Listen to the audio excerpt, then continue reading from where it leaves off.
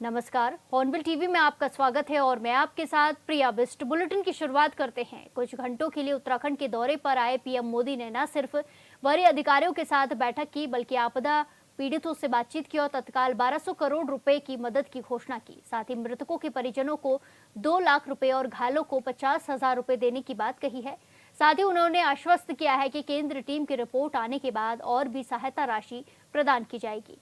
PM चले गए हैं, लेकिन प्रदेश में अब 1200 करोड़ को लेकर राजनीति शुरू हो गई है। उत्तराखंड को कम से कम 20,000 करोड़ रुपया प्रधानमंत्री जी को घोषित करना चाहिए था।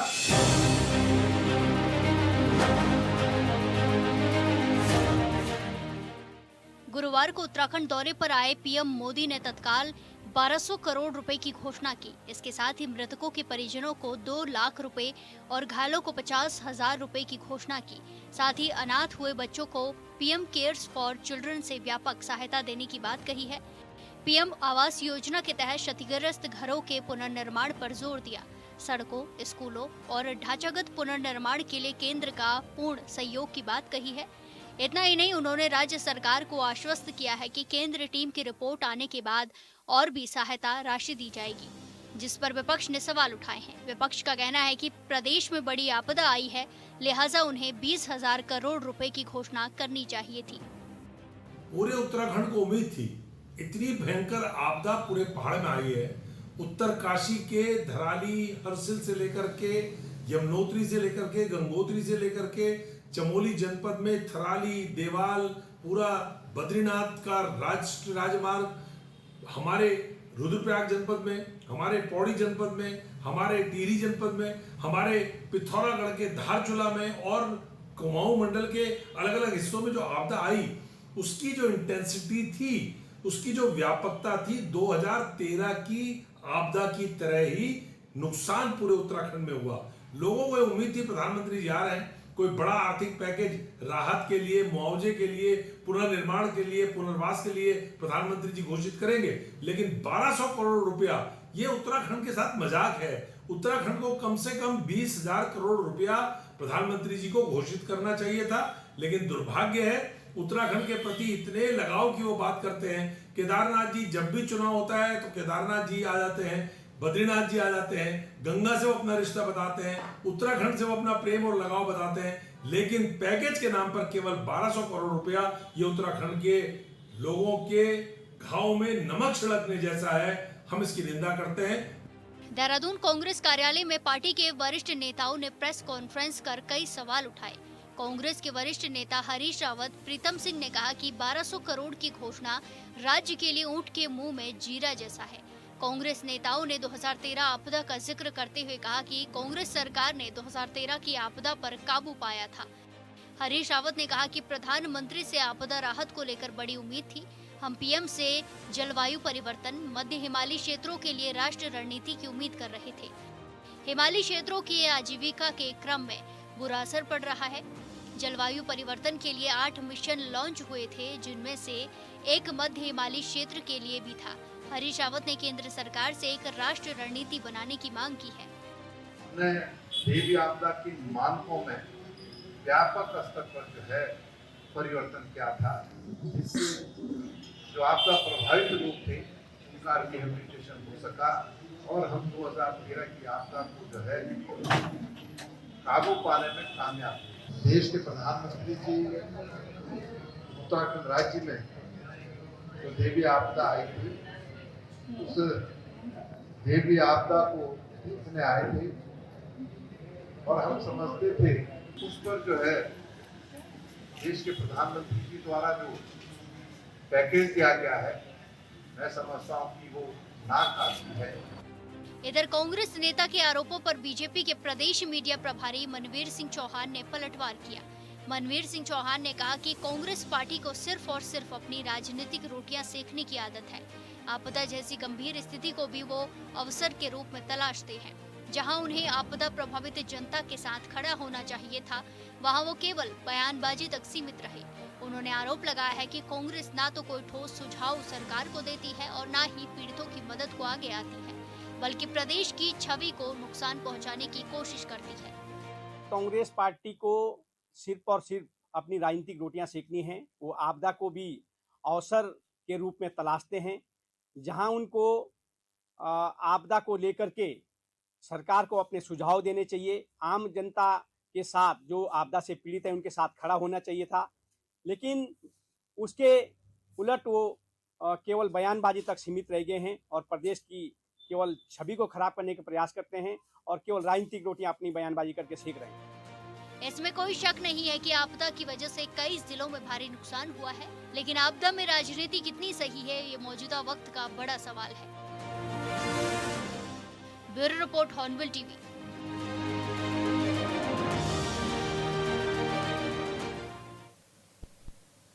खबरों में आगे बढ़ते हैं। मुख्यमंत्री पुष्कर सिंह धामी ने अधिकारियों को सड़कों को गड्ढा मुक्त करने के लिए विशेष अभियान चलाने के निर्देश दिए हैं, जिसे अब तक कई जिलों में शुरू नहीं किया गया है। चंपावत में कई सड़कों की हालत खराब हो गई है, लिहाजा लोगों में पीडब्ल्यूडी विभाग को लेकर आक्रोश देखने को मिल रहा है।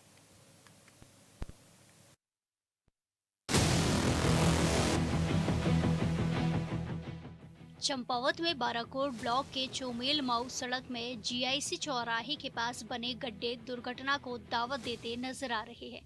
ग्रामीण लंबे समय से लोक निर्माण विभाग लोहाघाट से सड़क के गड्ढे भरने की मांग कर रहे हैं, पर अभी तक कोई संज्ञान नहीं लिया गया।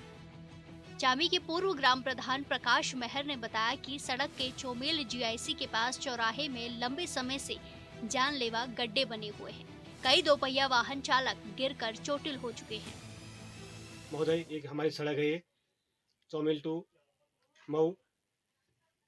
आप देख रहे हैं कि सड़क में कई जगह खड्डे ही खड्डे बने हैं, जिसमें हमने कई बार विभाग को बोला भी है और कई बार पेपरों के माध्यम से पेपर में भी निकाला है, लेकिन अभी तक विभाग ने इसमें कोई सूझ नहीं ली है। इसमें कई महिला स्कूटी सवार चोटिल हो चुके हैं और कई गाड़ियों के छोटे जो हमारी कार है उनके गाड़ियों को चैम्बर लग जा रहे हैं, और जिससे कि जो लोड वाहन है उससे सड़क और इसमें धंसती जा रही है। विभाग की जेसीबी रोज इस सड़क से गुजर रहे हैं, लेकिन उसमें कहीं से भी वो लोग कुछ व्यवस्था नहीं कर पा रहे हैं, जिससे कि क्षेत्र में काफी नाराजगी है।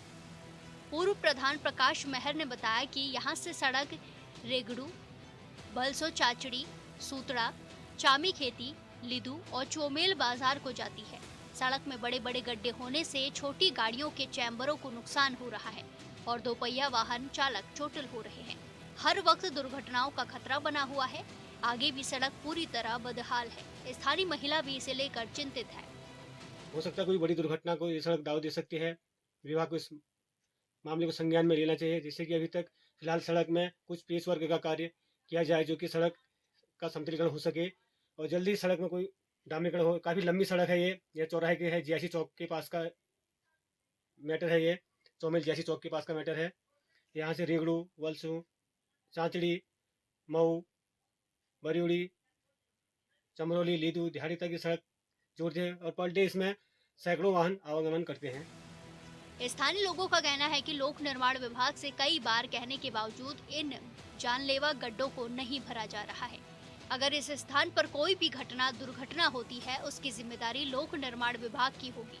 उन्होंने प्रशासन से जल्द सड़क के गड्ढे भरने की मांग की है और मांग न पूरी होने पर उग्र आंदोलन की चेतावनी दी है। चामी चौमेल मऊ सड़क का बहुत ही खराब हालत है, जिसके बारिश की वजह से सड़कों पर बहुत से गड्ढे पड़े हैं, जिसमें गाड़ियां चलाने में दिक्कत हो रही है। बहुत सी गाड़ियां इसमें रपट गई हैं, नुकसान होने से बच गया है। अभी के लिए विभाग से निवेदन है कि गड्ढों पर पत्थर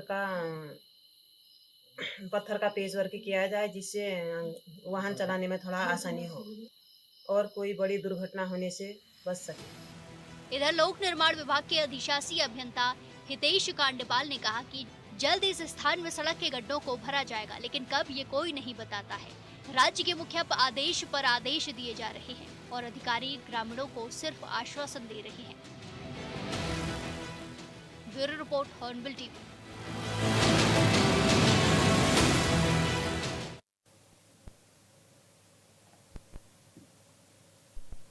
इसी के साथ खबरों में आगे बढ़ते हैं। उत्तराखंड में खेल यूनिवर्सिटी बनाने का सपना अब साकार होता दिख रहा है। राज्य की पहली sports university Manaskhand sports university Haldwani के गौलापार में तेजी से आकार ले रही है। पूरे देश की खेल यूनिवर्सिटी से सीख लेकर तैयार की जा रही है यूनिवर्सिटी किस तरह अलग और बेहतरीन होगी, रिपोर्ट देखिए।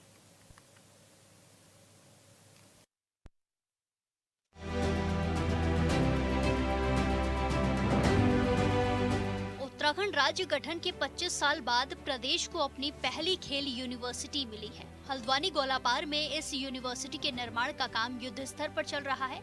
वाइस चांसलर और रजिस्ट्रार की नियुक्ति हो चुकी है और अब इसे फंक्शनल बनाने की तैयारियां शुरू हो चुकी हैं। देश भर की स्पोर्ट यूनिवर्सिटीज का स्टडी करके उत्तराखंड की मानसखंड स्पोर्ट्स यूनिवर्सिटी का खाका तैयार किया गया है, जिसका मकसद है अच्छी चीजों को अपनाना और खामियों से बचना, लेकिन रास्ता आसान नहीं है। यूनिवर्सिटी का चूंकि अभी हमारे पास जो एग्जिस्टिंग प्लेस है वो एक्ट पारित होने के बाद हमने यूजीसी में अपना इसको रजिस्ट्रेशन भी करा लिया, वो भी एक उपलब्धि हुई हम लोग की, जल्दी करा ली। अब हमारे तमाम कमिटीज बनी है जो कि करिकुलम का डिसीजन करना और जैसे बोर्ड ऑफ गवर्नर की जैसे होती है बोर्ड ऑफ गवर्नर की मीटिंग वगैरह, इसके बाद हम तत्काल शुरू करेंगे जो भी हमारे इसमें एकेडमिक सपोर्ट के लिए जो स्टाफ चाहिए, टीचिंग स्टाफ और सपोर्ट स्टाफ, उनके साथ में जिन बच्चों की वहाँ पे एडमिशन्स होने हैं उसके प्रोसेस को डिफाइन करना, ये सब प्रोसेस हमारा अभी चल रहा है। लगातार मीटिंग चल रही है। मैं 3 दिन हल्द्वानी गोलापार में ही हमारा जो कार्यालय है वीसी का, वहीं से कार्य कर रहा हूँ। ओलंपिक स्तर के खेलों को बढ़ावा देना, टेक्निकल और नॉन टेक्निकल सुविधाएं जुटाना, इंडस्ट्री पार्टनरशिप के जरिए करियर डेवलपमेंट करना, भूमि अधिग्रहण और क्लियरेंस की अड़चनें, साथ ही एकेडमिक और फाइनेंशियल काउंसिल का गठन जैसी कई चुनौतियां अभी सामने है। वाइस चांसलर अमित सिन्हा बताते हैं कि फिलहाल यूनिवर्सिटी को यूजीसी में रजिस्टर्ड करा दिया गया है। अब कोर्स तय करने पर काम चल रहा है। शुरुआती चरण में बीपीएड, बीसीईएस, स्पोर्ट्स मैनेजमेंट और स्पोर्ट्स साइंस जैसे अहम पाठ्यक्रमों को शुरू करने की तैयारी है।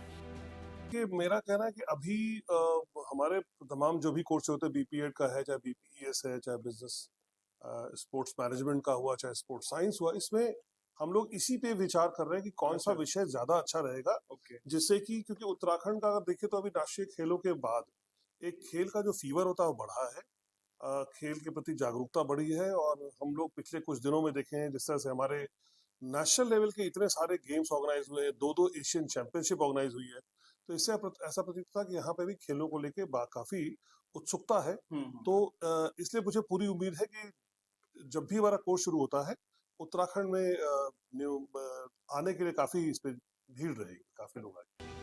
उत्तराखंड में राष्ट्रीय खेलों के आयोजन के बाद युवा पीढ़ी में खेलों को लेकर उत्साह दिख रहा है और यही वजह है कि राज्य की ये यूनिवर्सिटी देश भर में अपनी अलग पहचान बनाने की क्षमता रखती है। उत्तराखंड की ये खेल यूनिवर्सिटी सिर्फ पढ़ाई तक सीमित नहीं रहेगी, बल्कि राज्य के युवाओं के खेल सपनों को पंख देगी। चुनौतियां जरूर है, लेकिन अगर तैयारी इसी तरह आगे बढ़ती रही तो आने वाले वक्त में उत्तराखंड खेल यूनिवर्सिटी देश ही नहीं बल्कि एशिया की बेहतरीन स्पोर्ट्स यूनिवर्सिटी बनकर सामने आ सकती है।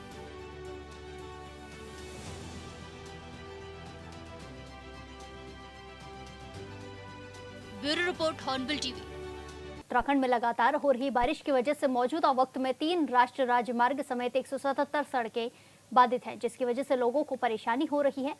सबसे ज्यादा चमोली में 32, टिहरी में 23, रुद्रप्रयाग में 25 मार्ग बंद हैं और इन सब के बीच समस्या यह है कि फिलहाल बारिश से राहत की उम्मीद नहीं है।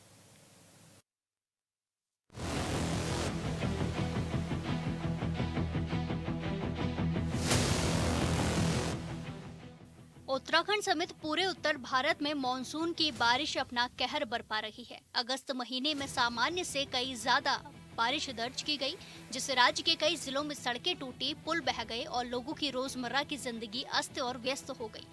वहीं अब सितंबर महीने में भी हालात सुधरने के आसार कम है। मौसम विभाग के मुताबिक सितंबर में भी सामान्य से अधिक बारिश हो सकती है। इस समय इस सीज़न में जो है अगस्त जो महीना था, इसमें हमको जो बे ऑफ बंगाल से और अरबियन सी से दोनों साइड से हमको मॉइस्चर लॉर्डिंग विंड जो है, मॉइस्चर के साथ जो हवाएं आती है, साउथ ईस्टर्ली विंड्स और या साउथ वेस्टर्ली विंड्स अरबियन सी से आती हैं, उनका इंटरेक्शन मिला है यहाँ पे। और उसके साथ साथ वेस्टर्ली में जो ट्रफ आता है उनके इंटरेक्शन से हमको उस सीज़न में ज़्यादा एक्टिविटी मिली है।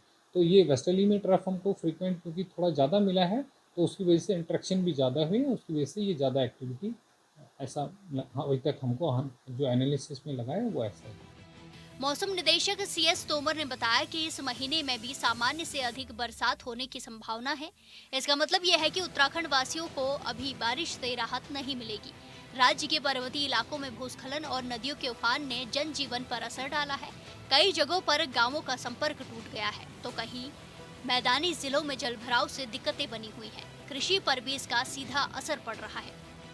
सितंबर में अभी अनुमान सामान्य से हमारे ज़्यादा ही है। सामान्य से 109% में जो 109% हमारा जो फोरकास्ट है, तो हम अभी तक जो अभी हमारा चल रहा है, अभी 10 दिन हो गए, 10 दिन का जो अभी भी फोरकास्ट की है वो भी हमारे अनुमान जो सामान्य से ज़्यादा बारिश रिकॉर्ड हुआ है।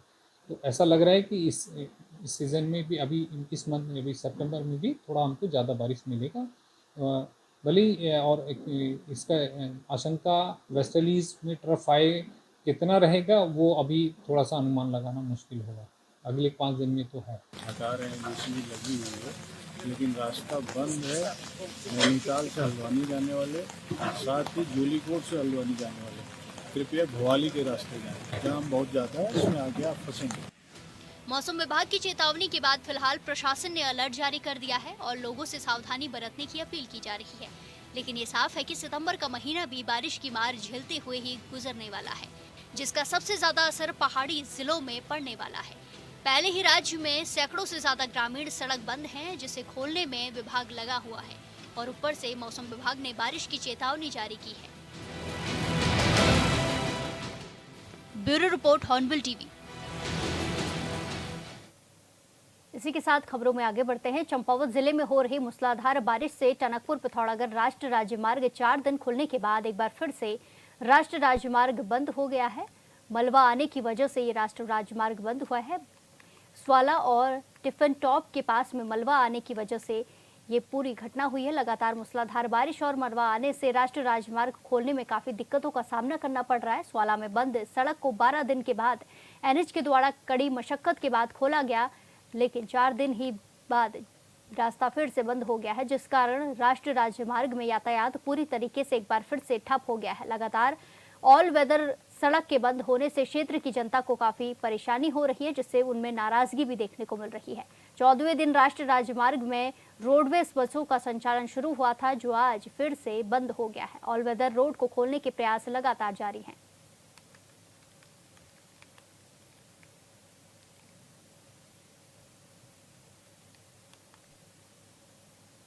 नैनीताल समेत पर्वतीय क्षेत्र में रात से बारिश हो रही है, जहां एक और आम जन जीवन प्रभावित हुआ है, तो वहीं नैनीताल में देर शाम से सुबह तक हुई मूसलाधार बारिश के बाद नैनीताल हल्द्वानी नेशनल हाईवे में बल्दिया खान के पास भूस्खलन होने से भारी मलबा आ गया, जिससे नैनीताल से हल्द्वानी जाने वाले मार्ग पूरी तरीके से ठप हो गए, बंद हो गए। जिला प्रशासन की ओर से JCB की मदद से मलबा हटाया गया। सुरक्षा के मद्देनजर जिला प्रशासन की ओर से नैनीताल से हल्द्वानी जाने वाले वाहनों को वाया भवाली जौलीकोट होते हुए हल्द्वानी भेजा जा रहा है। बेलवा खान में एक नया स्पॉट डेवलप हुआ है, वहाँ मलबा आया है। NH बंद है, कृपया जौलीकोट। मॉनसून का प्रभाव इस साल प्रदेश की चारधाम यात्रा पर भी देखने को मिला है। आपको बता दें कि भारी बारिश और भूस्खलन के खतरे को देखते हुए यात्रा पर रोक लगा दी गई थी। प्रशासन की लगातार कोशिशों से यात्रा को सुचारू भी किया गया, लेकिन यमुनोत्री धाम की यात्रा के मार्गों की जल्द क्षति होने से अब तक यात्रा को रोका गया था। वहीं बीजेपी प्रदेश मीडिया प्रभारी मनवीर चौहान ने कहा कि मुख्यमंत्री धामी चारधाम यात्रा को सुरक्षित और व्यवस्थित बनाने के लिए प्रतिबद्ध है। यमुनोत्री धाम की यात्रा सुचारू हो, उसके लिए वहां के जिलाधिकारी और अधिकारियों को मुख्यमंत्री ने निर्देशित किया है। प्रशासन पूरी तरीके से यमुनोत्री धाम के मार्गों को दुरुस्त करने में जुटा हुआ है। वहीं कल से यात्रा को भी फिर से शुरू किया जाएगा।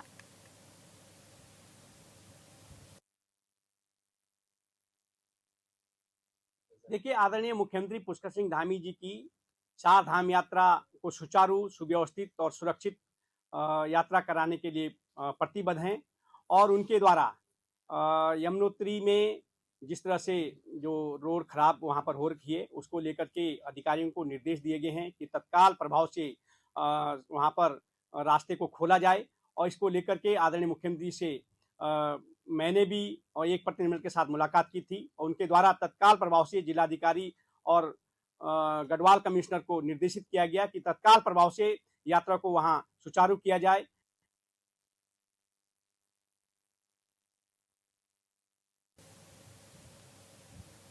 उत्तराखंड समेत पूरे उत्तर भारत में मानसून की बारिश अपना कहर बरपा रही है। अगस्त महीने में सामान्य से कई ज्यादा बारिश दर्ज की गई, जिससे राज्य के कई जिलों में सड़कें टूटी, पुल बह गए और लोगों की रोजमर्रा की जिंदगी अस्त व्यस्त हो गई। वहीं अब सितंबर महीने में भी हालात सुधरने के आसार नहीं दिख रहे हैं। मौसम विभाग के मुताबिक सितंबर में भी सामान्य से ज्यादा बारिश हो सकती है। मौसम निदेशक CS तोमर ने बताया कि इस महीने में भी सामान्य से ज्यादा बरसात होने की संभावना है। राज्य के पर्वतीय इलाकों में भूस्खलन और नदियों के उफान ने जनजीवन को अस्त व्यस्त किया है, जनजीवन पर असर डाला है। कई जगहों पर गांव का संपर्क टूट गया है, तो वहीं मैदानी जिलों में जलभराव से दिक्कतें बनी हुई है। कृषि पर भी इसका सीधा असर पड़ रहा है। फिलहाल प्रशासन ने अलर्ट जारी कर दिया है और लोगों से सावधानी बरतने की अपील की जा रही है। सीज़न में जो है अगस्त जो महीना था, इसमें हमको जो बे ऑफ बंगाल से और अरबिन सी से दोनों साइड से हमको मॉइस्चर लॉर्डिंग विंड जो है, मॉइस्चर के साथ जो हवाएं आती है, साउथ ईस्टर्ली विंड्स और या साउथ वेस्टर्ली विंड्स अरबिन सी से आती हैं, उनका इंटरेक्शन मिला है यहाँ पे। और उसके साथ साथ वेस्टर्ली में जो ट्रफ आता है उनके इंटरेक्शन से हमको उस सीज़न में ज़्यादा एक्टिविटी मिली है। तो ये वेस्टर्ली में ट्रफ हमको फ्रीक्वेंट क्योंकि थोड़ा ज़्यादा मिला है, तो उसकी वजह से इंटरेक्शन भी ज़्यादा हुई है, उसकी वजह से ये ज़्यादा एक्टिविटी ऐसा अभी तक हमको जो एनालिसिस में लगा। इसी के साथ खबरों में आगे बढ़ते हैं। नई टिहरी शहर को स्वच्छ और सुंदर बनाने के लिए टिहरी नगरपालिका अध्यक्ष मोहन सिंह रावत ने कमान संभाली। उन्होंने घर घर जाकर सोर्स ऑफ सेग्रीगेशन के बारे में लोगों को जानकारी दी। उसके साथ ग्रीन हिमालय, क्लीन हिमालय और नेहरू युवा केंद्र की टीम ने भी स्वच्छता और प्लास्टिक बैग पॉलिथीन को लेकर जागरूकता अभियान चलाया। देखिए, कूड़े का जो सेग्रीगेशन की जो प्रक्रिया है उसमें सबसे महत्वपूर्ण ये है कि स्रोत से सेग्रीगेशन हो, मतलब घर घरों से ही इसकी अलग अलग छटाई हो। और ये अगर घरों से अलग अलग छटाई नहीं होती है तो उसके बाद इसका सेग्रीगेशन करना बहुत मुश्किल है, बहुत नामुमकिन है और ये कूड़े का बड़ा ढेर बन जाता है। तो मेरा प्रयास है कि टिहरी शहर में भी लोग स्रोत से ही, घर घरों से ही इसकी अलग अलग छटाई करके लाएँ। इसको गीला कूड़ा अलग लाएँ, इसी को सूखा कूड़ा अलग लाएँ, सैनिटरी वेस्ट अलग लाएँ, जिससे ये कूड़े का ढेर ना लगे। तो आज मेरे साथ ग्रीन हिमालय, क्लीन हिमालय के साथी और नेहरू युवा केंद्र से जुड़े हुए साथी, कंप्यूटर सेंटर से जुड़े साथी, आज हम सब ने घर घर जाकर लोगों को जागरूक किया। और हमारा एक कार्यक्रम, जागरूकता कार्यक्रम है, 15 दिन चलेगा। और मेरा आपके माध्यम से संपूर्ण नगरवासियों से निवेदन है, हाथ जोड़ के निवेदन है कि स्रोत पे ही, अपने घर पे ही उस कूड़े की छटाई करें, जिससे हम पे आसानी हो और इस शहर स्वच्छ और सुंदर रह सके। इस बुलेटिन में फिलहाल के लिए इतना ही। बाकी तमाम खबरों के लिए देखते रहिए हॉर्नबिल टीवी। नमस्कार।